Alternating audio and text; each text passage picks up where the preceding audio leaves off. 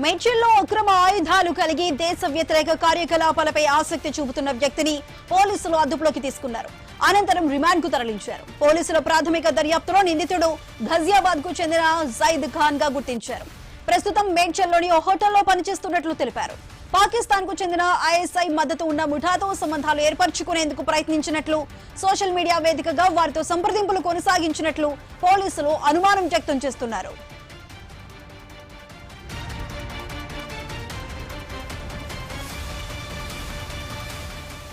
నిందితుడి వద్ద నుంచి 2 నకిలీ పిస్టల్స్ తో పాటు మొబైల్ ఫోన్ ను స్వాధీనం చేసుకున్నారు.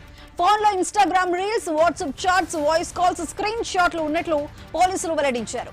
స్వాధీనం చేసుకున్న ఆధారాలపై మరింత లోతుగా దర్యాప్తు కొనసాగుతోందని, పూర్తి వివరాలు విచారణ అనంతరం వెల్లడిస్తామని పోలీసులు తెలిపారు.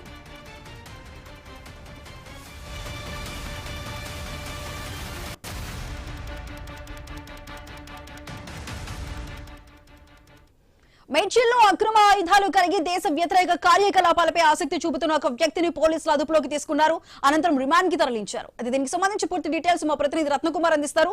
రత్నకుమార్, చెప్పండి, సయద్ ఖాన్ అనే అతన్ని పోలీసులు ప్రాథమిక దర్యాప్తులో భాగంగా అరెస్ట్ చేశారు. అదేవిధంగా ఎటువంటి డీటెయిల్స్ తన దగ్గర నుంచి సేకరించారు? సుధా, పాకిస్తాన్ ఉగ్రవాద సంస్థ అయిన ఐసిస్ మద్దతుదారుడిగా అనుమానాలు వ్యక్తం చేస్తున్న ఒక వ్యక్తిని మేడ్చల్ పోలీసులు అదుపులోకి తీసుకుని అరెస్ట్ చేసి అతన్ని రిమాండ్ కు తరలించడం జరిగింది. సో ఉత్తరప్రదేశ్ ఘజియాబాద్ కు చెందిన జైద్ ఖాన్ అనేటువంటి వ్యక్తి గత కొంతకాలం నుంచి ఇక్కడ మేడ్చల్లోని ఒక హోటల్లో పనిచేస్తూ ఉన్నాడు.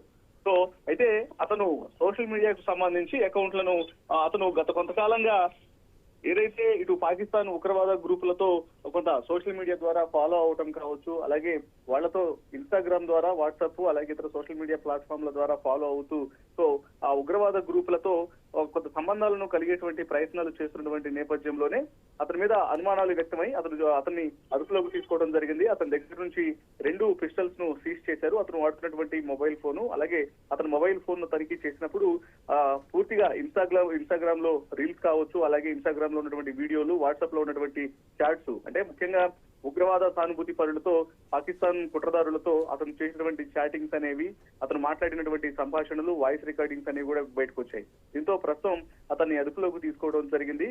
ముఖ్యంగా ఇక్కడ పాకిస్తాను ప్రేరేపిత ఉగ్రవాద గ్రూపులతో సంబంధాలను కలిగి ఉండి ఇక్కడ పెద్ద ఎత్తున ఆయుధాలను సమకూర్చుకొని దాడులకు పాల్పడటమే లక్ష్యంగా అతను పనిచేయబోతున్నటువంటి అనుమానాలు పోలీసులకు ఒక సమాచారం ద్వారా రావడం జరిగింది. అందులో భాగంగానే అతన్ని అదుపులోకి తీసుకొని ప్రశ్నించిన సందర్భంలో ఈ వ్యవహారం అంతా బయటపడింది. దాంతో పోలీసులు అతన్ని అరెస్ట్ చేసి రిమాండ్ కు తరలించడం జరిగింది. సుధా, సో రత్నకుమార్, ఇటు ఐఎస్ఐ అంటే పాకిస్తాన్ కి సంబంధించినటువంటి ఐఎస్ఐ మద్దతుతో ఉన్న గ్రూపుల్లో జాయిన్ అవ్వడానికి చూస్తున్నట్లుగా కూడా డీటెయిల్స్ చెప్తున్నారు. అంటే జాయిన్ అవ్వడానికి ఇంకెవరైనా వేరే వాళ్ళు కూడా ఉన్నారా, లేదంటే ఈ గ్రూప్ కి సంబంధించి, లేదంటే ఆయన ఒక్కరిని, జైద్ ఖాన్ ఒక్కరిని ఇంకా అనుమానిస్తున్నారా? జైద్ ఖాన్ స్వస్థలం ఘజియాబాద్, ఉత్తరప్రదేశ్ కు చెందినవాడు కాబట్టి అతను ఇక్కడ బ్రతుకు తెరువు కోసం వచ్చినట్లు ఇక్కడ వచ్చి పనిచేస్తూ ఉన్నాడు. గత కొంతకాలం నుంచి ఒక హోటల్లో పనిచేసుకుంటూ ఉన్నాడు.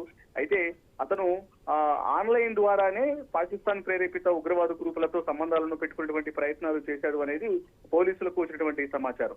సో అందులో భాగంగానే అతను గత కొద్ది రోజులుగా అతన్ని మానిటరింగ్ చేయడం జరిగింది.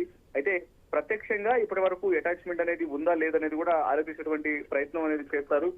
అనంతరం ప్రస్తుతానికి రిమాండ్ కు తరలించారు కాబట్టి అతన్ని కస్టడీకి తీసుకొని మరింత విచారణ చేస్తే అతను ప్రత్యక్షంగా ఎటువంటి సంబంధాన్ని కలిగి ఉన్నాడా, లేదంటే త్వరలోనే ఐసిస్ ఉగ్రవాదుల్లోకి వెళ్లి చేరి ఇక్కడ దాడులకు పాల్పడాలి అన్నటువంటి ఉద్దేశాలను కలిగి ఉన్నాడా అనేది కస్టడీకి తీసుకున్న తర్వాత తెలిసినటువంటి అవకాశం ఉంది. ప్రజెంట్ అందినటువంటి సమాచారం ప్రకారం అతని దగ్గర ఉన్నటువంటి వస్తువులను సీజ్ చేసి ఇమీడియట్ గా అరెస్ట్ చేసిన అనంతరం రిమాండ్ కు తరలించడం జరిగింది. Sudha, right Ratnakumar, thank you.